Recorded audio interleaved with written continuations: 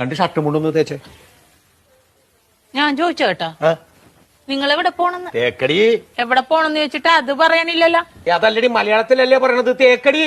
നല്ല സൗകര്യമില്ല. ഇംഗ്ലീഷിലല്ലല്ലോ പറഞ്ഞത്, മലയാളത്തിലല്ലേ പറഞ്ഞത്.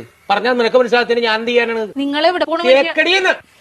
ഓ, എനിക്ക് കലി കയറണുണ്ട്. നിങ്ങൾ എങ്ങോട്ടെങ്കിലും ഇറങ്ങിപ്പോയി എന്തെങ്കിലും പറ്റിയാ ഞാൻ അറിയുവോ? സ്ഥലം പറയാണ്ട്. ഇനി അത് പോട്ടെ, ആരെങ്കിലും നിങ്ങള് തിരക്കി ഇവിടെ വന്ന് ഇവിടെ പോയെന്ന് ചോദിച്ചാൽ ഞാൻ എന്ത് പറയും? നിങ്ങളെ ഇവിടെ പോണ പക്ഷെ അത് പറ ആദ്യം. തേക്കടി. ഇങ്ങനെ ഇരിക്കണ റെഡിയായില്ലേ? ഷർട്ടും മുണ്ടും തേക്കാൻ പറഞ്ഞിട്ട് അവള് തേക്കാനല്ല. നല്ല സൗകര്യല്ല തേക്കാനായിട്ട്.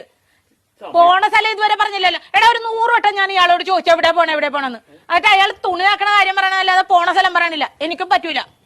ഇയാൾക്കാ പറയാൻ കഴിയില്ല. നീ എങ്കിലും ഒന്ന് പറയാം എവിടെ പോണത്. തേക്കടി. ആഹാ, അത് കൊള്ളാലോ. ദേ ഒരു കാര്യം ഞാൻ പറഞ്ഞേക്കാം, എന്റെ കെട്ടിയൻ എന്നെ ഇടിപൊടി എന്ന് വിളിക്കും. എന്ന് വെച്ച് കണ്ടവന്മാര് വീട്ടിൽ കയറി ഒന്ന് ഇടിപൊടി എന്ന് വിളിച്ചിട്ടില്ല, അടിച്ച കാരണം വിളിക്കും.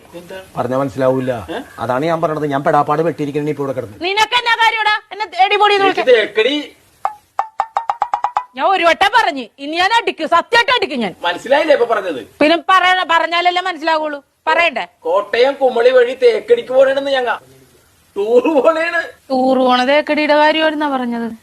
എനിക്ക് മനസ്സിലായി.